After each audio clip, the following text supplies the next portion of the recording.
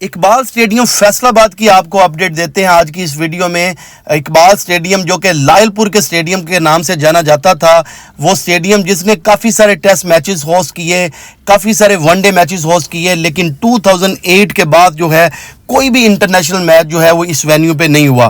ابھی میں اس ویڈیو میں ایک ریکویسٹ آپ سے کروں گا۔ سب سے پہلے تو میں آج جو آپ کو رینوویشن کا جو ابھی کام مکمل ہوا ہے اس کے بارے میں تفصیل سے بتاؤں گا، اور اس کے بعد جو ہے کچھ ایسے واقعات اس تاریخی ایسے واقعات ہیں اس اسٹیڈیم میں جو رونما ہوئے، جو کہ شاید جو ہماری آج کل کی جو جنریشن ہے جو لیٹ 90s میں یا ارلی 2000 میں پیدا ہوئے، انہوں نے اس سے پہلے نہیں سنے ہوں گے۔ بہت ہی انٹرسٹنگ ایسے واقعات ہوئے۔ سب سے پہلے اگر رینوویشن کی بات کریں تو رینوویشن کا کام آپ دیکھ سکتے ہیں، یہ ڈریسنگ روم کا جو ایریا ہے اس میں بھی کام جو ہے وہ سٹارٹ ہوا۔ اس کے بعد یہ میڈیا کی جو بلڈنگ ہے یہ بہت خستہ حال بلڈنگ تھی۔ جب ابھی پاکستان کا انفراسٹرکچر ڈپارٹمنٹ گیا، جب انہوں نے دورہ کیا، کیونکہ ہمارا جو ڈومیسٹک سیزن ہے اس کا آغاز ہونا ہے اقبال اسٹیڈیم فیصل آباد سے، کیونکہ باقی کے ہمارے اسٹیڈیم جو ہیں وہ رینوویشن کی کام کی وجہ سے ادھر جو ہے وہ ڈومیسٹک کرکٹ نہیں ہو سکتی تھی، تو فیصل آباد کے شائقین کے لیے یہ اچھی خبر۔ اور جو ون ڈے کا چیمپئنز کپ کے نام سے جو پہلے سٹارٹ ہوگا فیصل آباد میں، یہ میں بتاتا چلوں، اس میں پاکستان کے سارے بڑے سپر سٹارز اس کے اندر آپ کو کھیلتے ہوئے نظر آئیں گے، جس میں بابر اعظم ہے، شاہین افریدی، شاداب خان کی بات کریں، نسیم شاہ کی بات کریں، محمد رضوان کی بات کریں، ایک لمبی لسٹ ہے۔ تو سارے آپ کو جو ہے اس وینیو کے اوپر کھیلتے ہوئے نظر آئیں گے جب اگلے مہینے کے اندر جو چیمپئنز کپ سٹارٹ ہوگا۔ تو اسی کو مد نظر رکھتے ہوئے جو ہے وہ پاکستان کرکٹ بورڈ نے فیصلہ کیا کہ اس خستہ حال اقبال اسٹیڈیم کو جو ہے کچھ سہارا دیا جائے، جو کہ وقت کی ضرورت بھی ہے۔ ایک ایسا اسٹیڈیم جس نے کافی ساری انٹرنیشنل کرکٹ ہوسٹ کر رکھی ہے۔ تو آپ دیکھ سکتے ہیں اس ویڈیو میں کافی سارا کام ہو رہا ہے۔ ڈریسنگ روم کا کام ہوا، میڈیا والی بلڈنگ کا کام ہوا، سیٹس کی اگر دیکھیں تو کچھ نئی سیٹس کو جو ہے وہ انسٹال کیا گیا۔ باقی اس میں راولپنڈی اسٹیڈیم کی طرح جنرل انکلوئر میں موسٹلی جو ہیں وہ سیٹ نہیں ہیں، وہ جو کنکریٹ کی جو سیڑھیاں ہیں وہی بنی ہوتی ہیں، تو شاید ان کو تو ابھی اس چھوٹے ٹائم کے اندر چینج نہیں کیا جائے گا، کیونکہ یہ ڈومیسٹک کا ہی ایونٹ ہے۔ لیکن on the long run Pakistan cricket board جس طریقے کی رینوویشن کا کام باقی اسٹیڈیم میں ہو رہا ہے، شاید یہ دور نہیں ہوگا کہ اس اسٹیڈیم کا بھی جو ہے وہ کام کمپلیٹ ہو۔ اب میں اگر آپ کو بتاؤں، کچھ ویڈیوز تو میں نے آپ کو بتائیں کہ رینوویشن کا جو کہ کچھ کام ہوا، کیونکہ 2008 لاسٹ ٹائم جو ہے وہ پاکستان اور بنگلہ دیش کا میچ اپریل 2008 میں جو ہے ہوا، جو پاکستان نے ڈک ورتھ لوئس میتھڈ کے تحت جو ہے وہ میچ جیتا تھا بنگلہ دیش کے اگینسٹ۔ اس کے بعد پاکستان میں فیصل آباد اسٹیڈیم جو اقبال اسٹیڈیم ہے، اس میں کوئی بھی انٹرنیشنل کرکٹ کا میچ نہیں ہوا۔ 1978 پہلی دفعہ جو ٹیسٹ کرکٹ کا آغاز ہوا اسٹیڈیم میں، پاکستان اور انڈیا کے درمیان میچ ہوا، وہ میچ ڈرا ہوا تھا۔ اور اگر بات کریں آخری میچ جو ٹیسٹ کرکٹ کا اس وینیو پہ ہوا، وہ بھی 2006 میں پاکستان اور انڈیا کے درمیان تھا، وہ میچ بھی جو ہے وہ ڈرا ہوا تھا۔ اگر میں اس سے ہٹ کے آپ کو بات کروں، جو میں نے کچھ انٹرسٹنگ فیکٹس آپ کو بتانے کی کوشش کروں گا۔ سب سے پہلے تو ابھی ریسنٹ پاس کا اگر آپ کو یاد ہو سب کو، کہ جب 2005 میں انگلینڈ پاکستان آئی تھی، اور پاکستان جو تھا ایک ٹائم پہ 349 رن سے لیڈ کر رہا تھا، لیکن شاہد افریدی جو ہیں انہوں نے پتہ نہیں کس فرسٹریشن سے جا کے انہوں نے پچ کے اوپر سے سپائکس مار کے اس کو پچ کو ٹیمپر کیا۔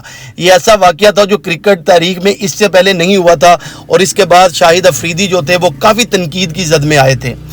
اگر اس کے بعد بات کریں تو ڈینس للی اس سے پہلے پاکستان کے دورے میں آئے تھے۔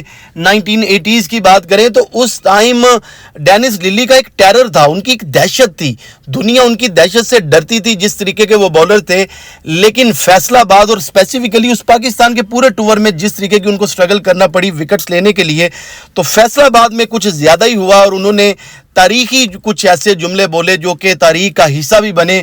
انہوں نے بولا کہ جب میں مر جاؤں تو مجھے فیصل آباد کی پچ کے نیچے دفنا دینا، کہ انہوں نے اس طریقے کا جو ہے وہ ناخوش تھے فیصل آباد کی پچ سے۔ لیکن فیصل آباد کی پچ کی اگر بات کریں تو ایک میچ پاکستان اور ساؤتھ افریقہ کا جو کہ 1997 اور 1998 کی بات ہے، وہ میچ پاکستان 142 رنز 142 رنز چیز کرتے ہوئے 92 رنز پہ آل آؤٹ ہو گیا. تو ایک ایسا بھی میچ تاریخ میں ملتا ہے کہ جس میں پاکستان کی ٹیم جو ہے وہ 142 چیز نہیں کر سکی تھی ساؤتھ افریقہ کے اگینسٹ. تو اس وینیو کی اس پچ کا آپ اندازہ اس سے بھی لگائیں کہ سم ٹائم جو ہے اس میں ایسے رزلٹ بھی سامنے آئے. اب جو انٹرسٹنگ سب سے واقعہ ہے وہ میں سب سے اینڈ پہ بیان کر رہا ہوں, اگر اینڈ تک کوئی ویڈیو یہ دیکھ رہا ہے. مائک گیٹنگ اور شکور رانا. مائک گیٹنگ جو کہ 1988 میں 8 کا دورہ تھا پاکستان کا, ٹیسٹ میچ جاری تھا فیصل آباد میں اسی وینیو کے اوپر, اور شکور رانا جو کہ پاکستان کے امپائر تھے, ان کے درمیان ایک ایسی جو ہے وہ لڑائی ہوئی میچ کے دوران جو کہ تاریخ میں کوئی اچھے لفظوں میں یاد نہیں رکھی جاتی. اسی طرح کا کوئی ایک ڈیسیژن جو تھا وہ اوول میں پاکستان کے اس ٹائم کے کپتان انضمام الحق نے لیا تھا. خیر اس پہ تو میں نے الگ سے بھی ایک ویڈیو پہلے بنائی تھی. اس میچ کی بات کرتے ہیں تو شکور رانا جو تھے وہ امپائر تھے, تو بار بار جو ہے وہ اپیلز کر رہے تھے. انگلینڈ کے جو بولر کی بات کریں یا جو فیلڈر کھڑے ہوئے تھے آس پاس, اجاز احمد جو ہے وہ ایک ٹائم پہ ان کے پیڈ پہ لگ کے بال جو ہے وہ سلے پہ گئی, تو اس پہ اپیل کی, جس پہ شکور رانا نے جا کے آرگومنٹ کیا ان کے ساتھ کہ نہ خوش دکھائی دیے کہ آپ جان بوجھ کے جو ہے وہ اپیل کر رہے ہیں. تو مائک گیٹنگ جو ہے وہ کیمرے میں اسٹمپ مائک کے اندر سنائی دیا گیا کہ رول جو ہے وہ پاکستان کے لیے اور ہے اور ہمارے لیے اور ہے, تو نہ خوش دکھائی دیے. لیکن اس سے بھی آگے جا کے جو وہ واقعہ ہوا جس کی میں پہلے سے بات کر رہا تھا کہ ایسا واقعہ کہ جو شاید ہونا نہیں چاہیے تھا لیکن اس طرح کی وہ تاریخ میں واقعہ تھا, وہ میں اب آپ کو بتاتا ہوں. اسی میچ میں سلیم ملک کھیل رہے تھے اور لیگ گلی کے اندر جو تھے وہ مائک گیٹنگ ان کے کپتان کھڑے تھے, اور شکور رانا تب سامنے امپائرنگ نہیں کر رہے تھے, وہ لیگ امپائر تھے اس بال کے اوپر. اور شکور رانا نے جو ہے وہ منع کیا 1-2 دفعہ مائک گیٹنگ کو کہ جب بولر اپنا سٹانس لے لے, جب بیٹسمین اور بولر چلنا شروع کر دے تو آپ نہیں بول سکتے. تو مائک گیٹنگ نے ان کی اس بات کو اگنور کیا, اور جب چلنا شروع کیا بولر نے تو مائک گیٹنگ نے جو ہے وہ آواز دی کو فیلڈنگ سیٹ کرنے کے لیے.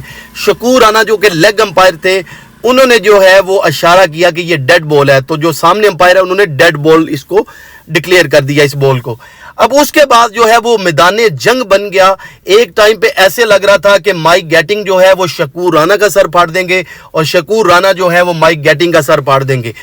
اب بات ادھر ہی ختم نہیں ہوئی, اس سے آگے چلتے ہیں. تو ہوا کیا کہ شکور رانا نے جو ہے وہ اتنا زیادہ ہیٹڈ آرگومنٹ ہوئے کہ شکور رانا نے بولا کہ اگر مائک گیٹنگ جو ہے وہ میرے سے آ کے معذرت نہیں کرتے, معافی نہیں مانگتے, تو یہ میچ دوبارہ سٹارٹ نہیں ہوگا. اب اس کے بعد جو ہے وہ میچ روک دیا گیا. دونوں ٹیمز جو ہیں وہ فیلڈ سے باہر چلے گئیں. مائک گیٹنگ کا بھی غصہ ٹھنڈا نہیں ہو رہا تھا, اور آپ یہ اس چیز سے اندازہ لگائیں کہ اس پورے دن کا کھیل اس کے بعد مکمل ہی نہیں ہوا.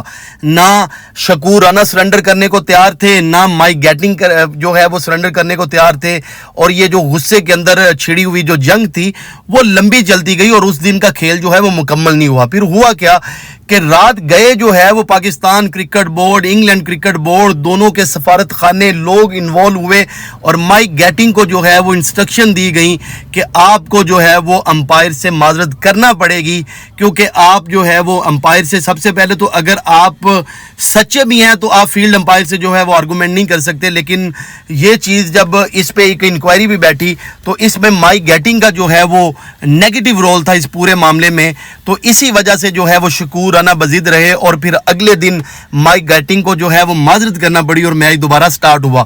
تو یہ کچھ ایسی تاریخی باتیں تھیں جو اس وینیو کے اوپر ہوئیں. میں امید کرتا ہوں کہ اگر آپ اینڈ تک ویڈیو دیکھ رہے ہیں, آپ نے یہ ویڈیو جو ہے وہ لائک کی ہوگی. فیصل آباد کے شائقین کے لیے اچھی خبر ہے, ان کے اسٹیڈیم میں کچھ نہ کچھ کام دوبارہ رینوویشن کا بھی ہوا, اور پاکستان کے بڑے سٹارز جو ہیں وہ آئندہ آنے والے مہینے کے اندر جو ہے وہ کھیلتے ہوئے بھی نظر آئیں گے.